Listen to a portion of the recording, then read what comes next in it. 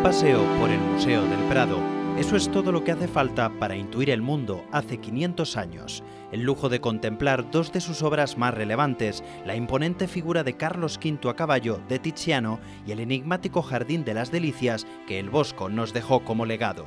La mentalidad, las mentalidades, los universos mentales, la convivencia con los ángeles, con los demonios, con los santos, con el purgatorio, todo se convivía en la tierra con todos estos seres sobrenaturales y eran sociedades, los historiadores dicen, sacralizadas, o sea que el valor supremo y todo estaba subordinado, él lo tenía pues lo sagrado, lo religioso, negocio fundamental. La preocupación fundamental, salvarse.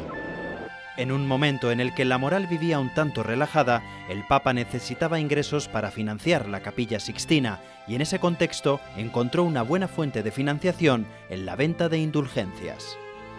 Es un gran negocio. Cuando Martín Lutero va a Roma se escandaliza de cómo se venden allá y se sacan los dineros. Vemos también cómo hay una identificación total entre el emperador y el poder religioso y el poder político. No existe esa separación. Nos encontramos con que, en cierto modo, la religión que lo empapa todo. Las famosas indulgencias, que no era otra cosa que considerar que desde la tierra se puede renegociar a la baja las penas del purgatorio. Esto, efectivamente, que era una comercialización chusca de la teología, era imposible de asumir por lo que podríamos llamar la Europa del norte o del centro de Europa, por la Europa racionalista.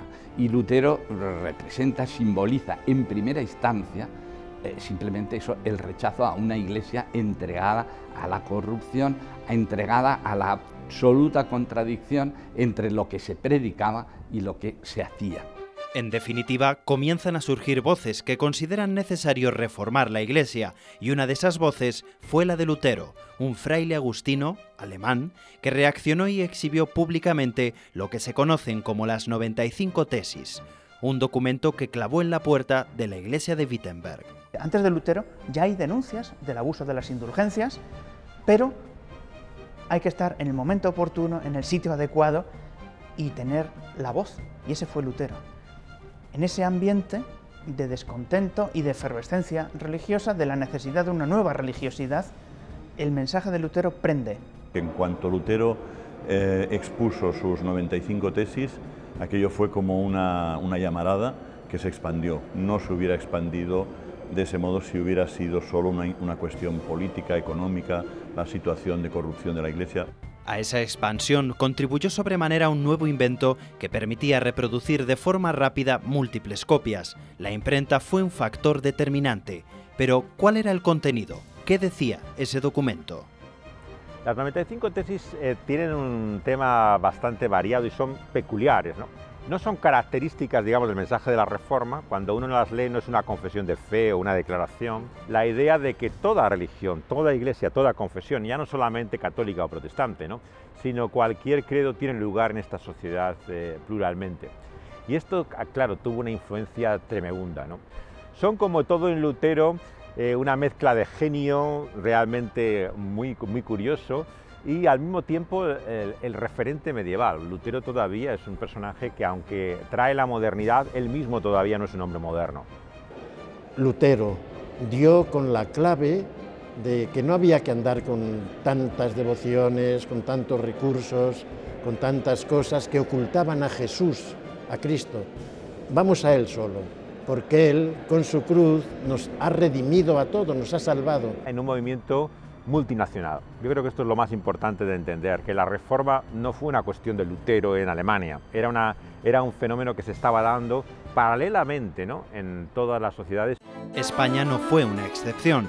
Las ideas reformistas llegaron con la corte, por aquel entonces instalada en Valladolid. Que hay un momento cuando llegan con el emperador Carlos V, que viene de Alemania, han ido viajando con él, comerciantes que tienen trato con los Países Bajos, donde hay ya un luteranismo, entonces vienen aquí y vuelven y son aquellos que comienzan a hablar, pues mirad, en Alemania hablan contra los frailes, Lutero dice esto, que cómo nos podemos salvar, es lo fundamental, ¿eh? Asegurar la salvación, pues eso era ya un germen de propaganda muy eficaz. A diferencia de otras partes de Europa, en España la Reforma tuvo sus contrapesos, hubo resistencia.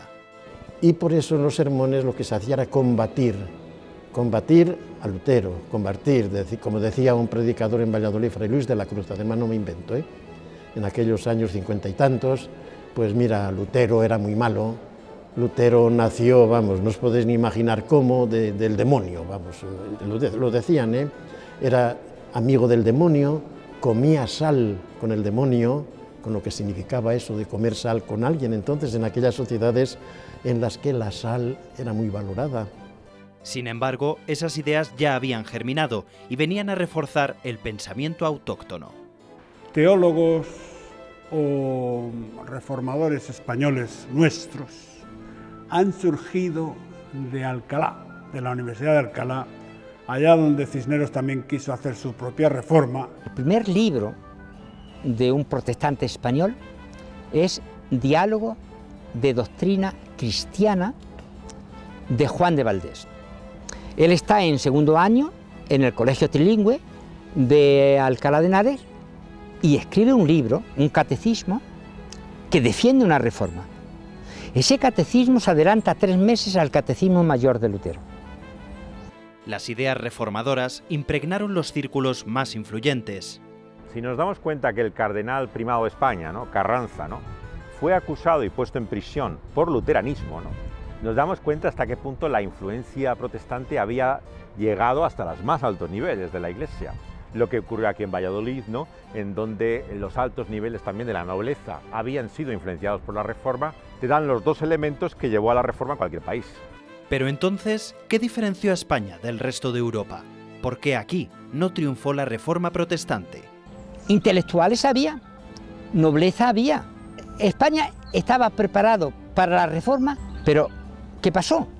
No es cierto que España fuera distinta y totalmente opuesta al resto. Tenían todos los elementos. La diferencia, claro, la trajo la Inquisición. No pueden decir que es que no les interesaba. Es que automáticamente se eliminó a todo. Con el rey y la Inquisición, Chitón se impuso. Una institución de origen italiano, pero que aquí prende y le da nombre y crea toda la leyenda negra, porque en este país reprime de una forma brutal, como no tiene comparación. La nación más poderosa y su emperador Carlos V hicieron de la derrota al protestantismo su política. La Inquisición española tuvo unos intereses determinados, muy vinculados al imperio. Es cierto que lo que ocurrió en Alemania se quiso evitar que aconteciera también en España. Por lo tanto, la Inquisición fue muy firme. Porque le han alarmado, le han dicho que está lleno de protestantes todo.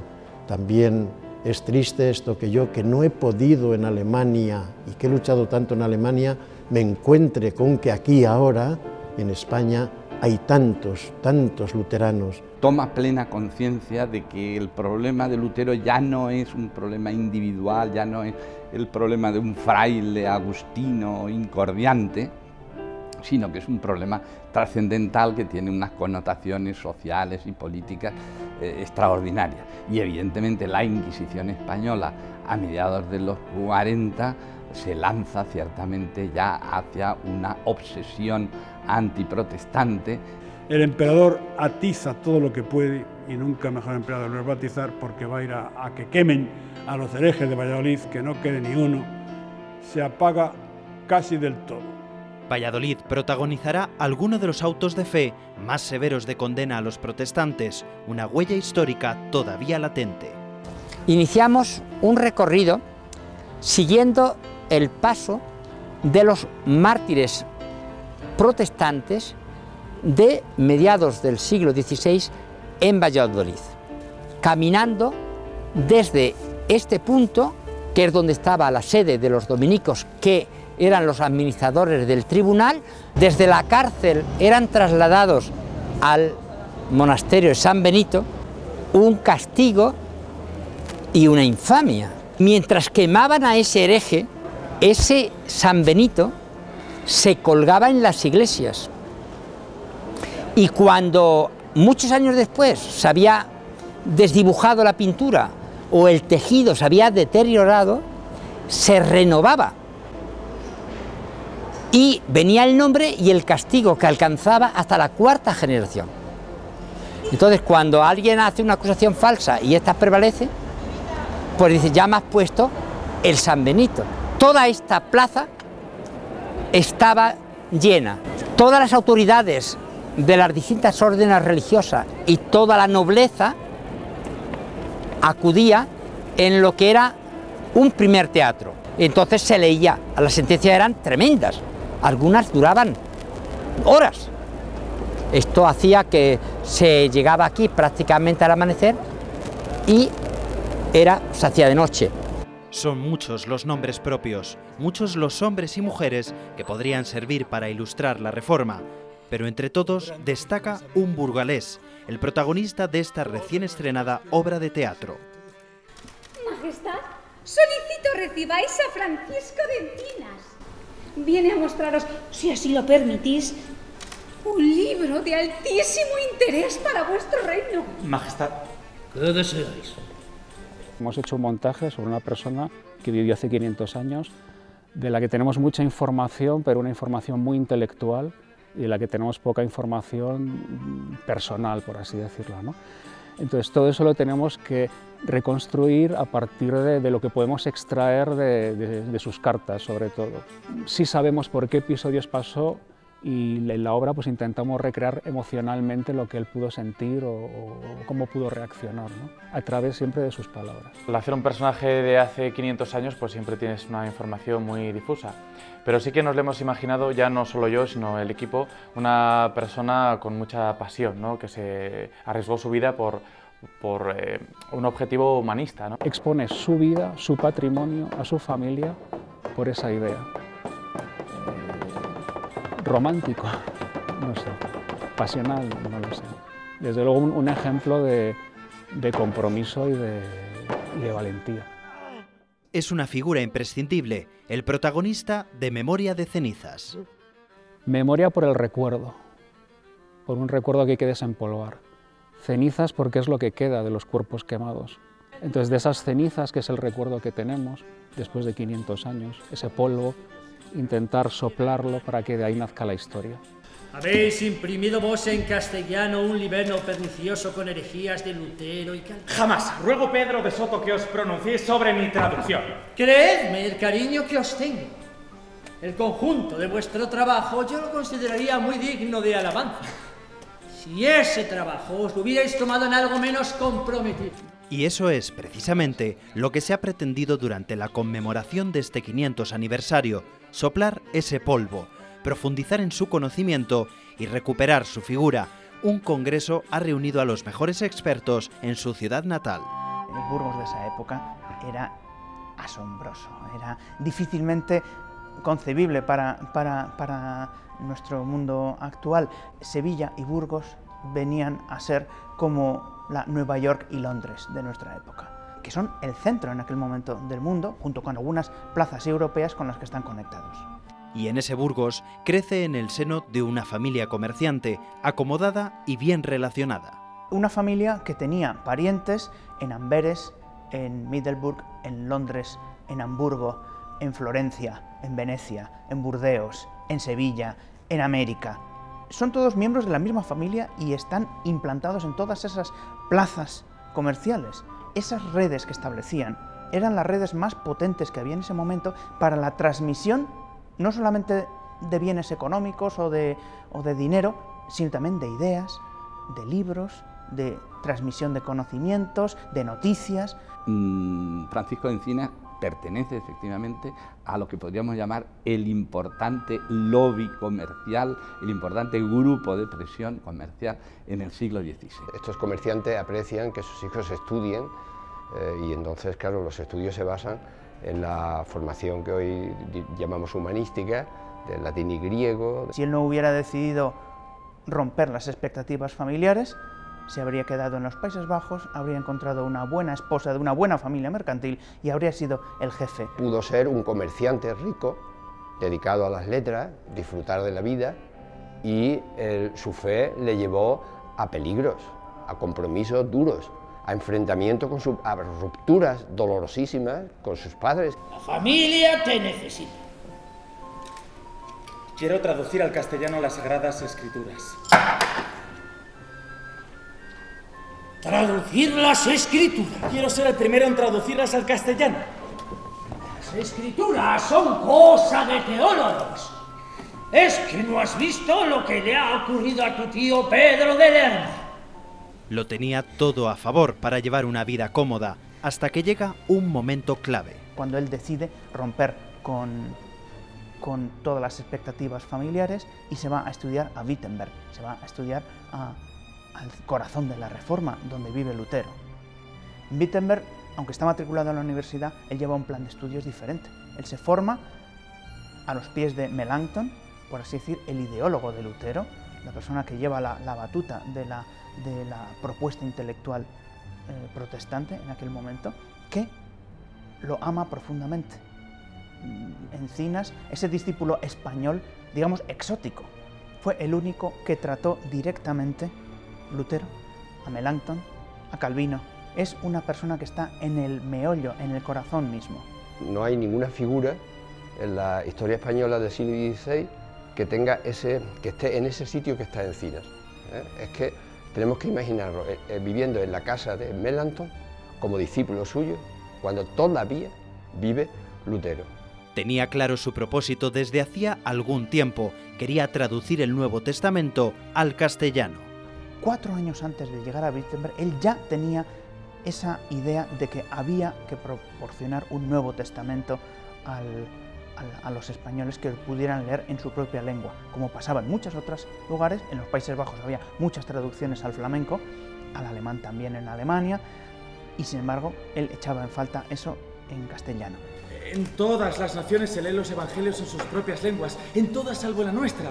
Y se mofan las otras naciones, y nos tildan a los españoles de ignorantes y supersticiosos. Y puesto que presumimos de ser los primeros en todo, y con razón, no entiendo por qué en este, que es lo principal, no somos ni aún los postreros. Eso le ha valido un lugar en la historia, pero en aquel momento solo le ocasionó problemas. Le condujo incluso a la cárcel. Tenemos que pensar que él se entrevista con Carlos V, él se entrevista y es un muchacho veinteañero, con el emperador, el hombre más poderoso de Europa. Y un día lo cita un fraile, pero de Soto, en un convento, y allí hay una especie de encerrona y es donde lo detienen. Y pasa a una cárcel de Bruselas, angustiado porque de allí, de esa cárcel, algunos evangélicos salían a la hoguera. Y él podría tener ese destino. Y un día encuentra la puerta abierta y se escapa. Hay quien piensa que también pudo haber un trato de favor, porque su familia era muy rica e influyente en la corte. Tras escapar, se dedicó en cuerpo y alma a las tareas de editor, pero la peste truncó su vida a los 34 años. 5 siglos después, se le quiere reivindicar también como figura literaria. Tenía un estilo fluido que sabía plantear situaciones, pintar personajes. Es un maestro de la lengua, se lee muy bien, da gusto. Tenía una capacidad para urdir el relato maravillosa. Era esas personas que saben contar bien las cosas. Es un gran narrador, sabe contar diálogos, las charlas de sobremesa. Tanto es así que se ha pensado en Encinas como posible autor del Lazarillo. Ahí se ve el arte literario y la capacidad, la habilidad narrativa que tiene Francisco de Encinas. Ni me asustó la privanza de libertad, porque en realidad mi alma es libre. ¡Libre! Mi cuerpo está aquí, mi alma no. Mi alma no. Han pasado 500 años y aunque uno de los lemas de la Reforma sea Iglesia reformada siempre reformándose, su mensaje no ha cambiado. Las conocidas como 5 solas son sus creencias, los fundamentos del protestantismo. Con las 5 solas, la sola gracia, la sola fe, solo Cristo, sola la Escritura, o la sola Escritura, o sola Dios la gloria, esas son las 5. El protestantismo lo que hace es eliminar las mediaciones entre Dios y el ser humano. Eso quiere decir que Dios puede hablar a cada generación directamente sin que medie nada. Si la salvación es solamente por la gracia y por la fe, no depende de lo bueno que tú seas, de lo alto que sea y elevado tu ética, ¿no? Lo realmente ejemplar que sea tu conducta. La gracia de Dios te acepta como eres, con todas nuestras miserias, con todas nuestras contradicciones. Esto, por supuesto, fue una revolución. Las iglesias protestantes predican a los creyentes que deben siempre ir a la Escritura, leer las Escrituras, conocerlas a fondo y empaparse de ellas. Tampoco significa que no haya iglesias de cierto tipo, de cierto corte ideológico, que de alguna manera sí caigan incluso también en eso, ¿no? En decir, mira, la Biblia dice esto y esto y esto, y esto es lo que tú tienes que hacer. También existe, aquí no somos ningunos santos, ¿no? De verdad. La Reforma protestante ha trascendido más allá de lo religioso, supuso un cambio en lo social, en lo económico, y entre otros logros, los expertos coinciden en destacar la extensión a todos de la educación. El ir eliminando el analfabetismo. Para conocer la Sagrada Escritura hay que saber leer. Gracias a la Reforma luterana, gracias al protestantismo, se rompió y se empezó a escolarizar el mundo. Realmente es la educación, el acento puesto sobre el aprendizaje de las Escrituras, el poder leer directamente las Escrituras, desde luego conllevó un impulso a la educación enorme. Esa educación pretende hacer gente libre, pero formarse para ser libre es también formarse para ser responsable con tu propia ciudadanía, con todo lo público, etcétera, ¿no? Entonces, lo que se vivió un poco en la Iglesia, que se desjerarquizó, se desclericalizó de alguna manera, se proyectó luego a la sociedad también. Contribuyó a secularizar a la sociedad. Ya no estaban regidos ni dominados por un clero, nada de que haya un párroco, de que haya unos obispos que impongan su criterio, no. Y se transfirió a los poderes seculares, a los poderes civiles. La división de lo sagrado en una esfera y, sin que sea ruptura ni mucho menos, la sociedad por sus leyes. Llevaba una libertad de pensamiento, en definitiva. Es por eso que, como decía Castelar, el gran estadista español, claro, es en la Reforma que encontramos los principios de las libertades sociales, políticas, que van a dar lugar a la democracia moderna. La Reforma tuvo como consecuencia que cualquiera tiene derecho a diferenciarse en sus creencias respecto a la mayoría. Esto no es lo que querían los reformadores, realmente ellos defendían una misma creencia, pero esa fue la más importante consecuencia para toda la sociedad, la libertad de religión.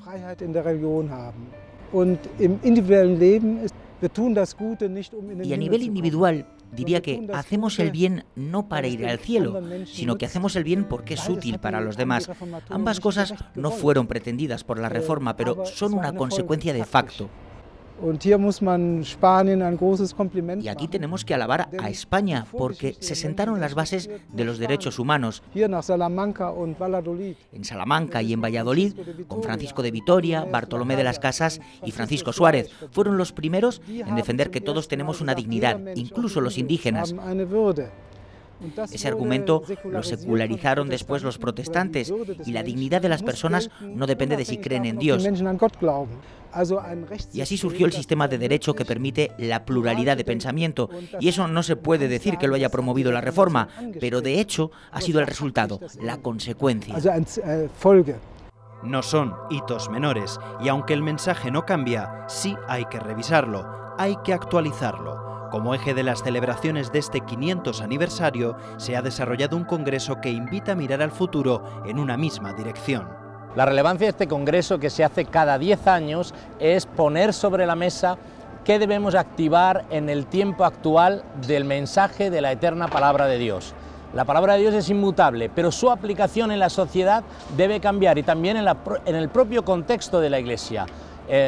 No cambia, pero nosotros sí, entonces tenemos que saber cómo aplicarla para que siga siendo la solución, la ética que nos marque, pero aplicada al contexto actual. Hay bastantes retos que tenemos que afrontar: cómo debe vivir la Iglesia en una sociedad secularizada, que cada vez no tiene en cuenta a Dios, y hasta nuestra propia Iglesia a veces se queda atrás viviendo una forma de espiritualidad del siglo pasado. Entonces nosotros tenemos que actualizar nuestra espiritualidad y saber transmitirla, y en muchas ocasiones nuestra sociedad no nos comprende. Entonces nuestro lenguaje debe estar actualizado y nuestra vida también, para ser un ejemplo de fe y de conducta en medio de esta sociedad. Y si hay alguien que juegue un papel fundamental en la manera de afrontar el futuro, son los jóvenes. Este año también han tenido la oportunidad de reunirse, de comprobar que no están solos y de seguir aprendiendo. Tienen claro quién es Dios, tienen claro quién es Jesús, pero por ejemplo cuando hablamos del protestantismo y demás, a veces tienen muchas incógnitas de por qué no somos católicos, qué pasó y tal. Entonces el 500 años ha sido el año perfecto pues para explicarles bien pues dónde está nuestro origen. Una oportunidad increíble de conocer chicos, de ver que no estamos solos, de ver que somos mucho más de lo que creemos y de poder disfrutar de Dios, de la alabanza, de los talleres a lo grande. Quizá el gran reto de esta generación es que los valores cristianos ya no están de alguna manera compartidos con la sociedad. Creo que antes todo el mundo compartía los valores cristianos, pero ahora ya no. Ahora todo es en tela de juicio, todo es relativo. Entonces eso genera muchas dudas y la verdad es que mucha confrontación. Ya el simple hecho de creer en Dios ya vas en contracorriente. Creer en un Dios, creer en el perdón, creer en el pecado, esos conceptos que a día de hoy son demasiado abstractos, creo que ese es el gran reto. El colegio hace 20 años era diferente, las televisiones hace 20 años eran diferentes, el deporte hace 20 años era diferente, la iglesia tiene que ser diferente, no puede ser que nos quedemos atrás sin negociar el mensaje y el contenido. Si las formas, tenemos que estar constantemente preguntándonos cómo podemos llegar de una mejor manera a la sociedad en la que nos ha tocado.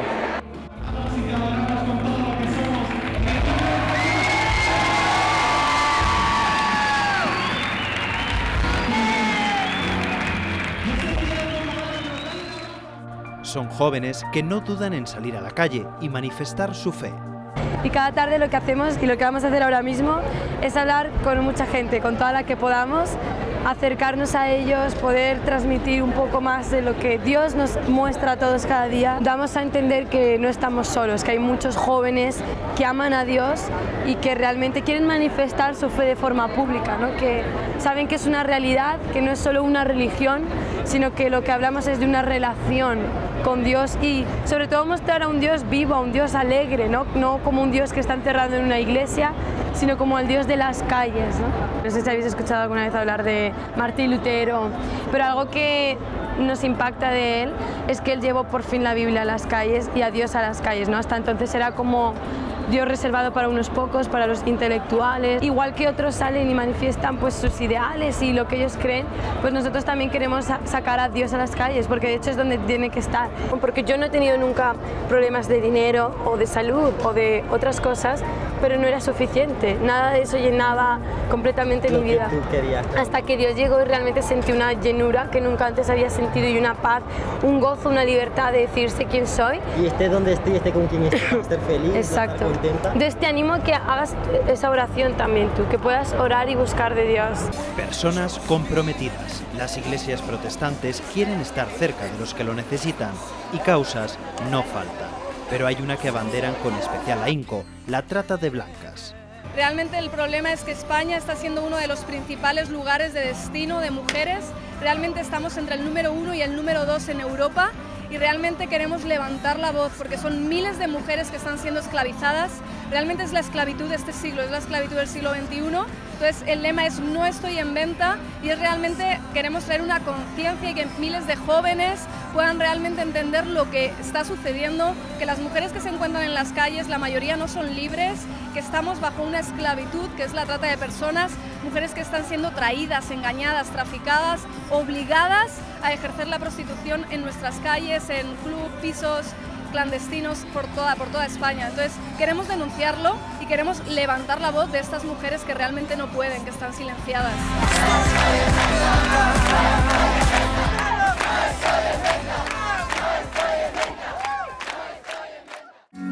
Bendito Jesús. El 500 aniversario ha sido un año repleto de celebraciones y en los eventos protestantes siempre hay un hueco para la música. Hay mucha mucha gente que creemos en Dios y que estamos firmes en lo que creemos. Entendí que Dios no es solo ir a la iglesia y estar ahí adorando ídolos, ¿no? Ni esas cosas, sino que entendí que Dios es vivirlo, llevarlo a la vida de uno y hacer como dice la Biblia, seguir sus pasos y tratar de comportarse uno de la mejor manera. Es bueno ver que hay otros hermanos, otra gente que queremos lo mismo y nos juntamos para celebrar y poder compartir lo que creemos. ¿Cómo no darte gracias, Señor, por este día? El aniversario llegará a su fin, pero las comunidades continúan con su día a día, en las iglesias y con su modo de vivir la fe. En las Escrituras se nos recoge cómo vivía la comunidad al principio del siglo, cuando empezó la Iglesia, y cantaban, levantaban oraciones por la gente, por los enfermos y por los necesitados, ayudaban a los más débiles y, por supuesto, el centro está en la palabra, ¿no? Porque Jesús mismo iba a las sinagogas y él compartía la palabra, abría las Escrituras y leía a los profetas. Por eso quiero desafiaros que nuestra creencia, que cada actividad de la Iglesia, que todo lo que hagamos en este mes esté sazonado, esté acompañado con compasión. Amén. Hemos perdido el fondo de lo que es en sí la religión, que la religión es poner a la persona como lo más importante, al necesitado como lo más importante.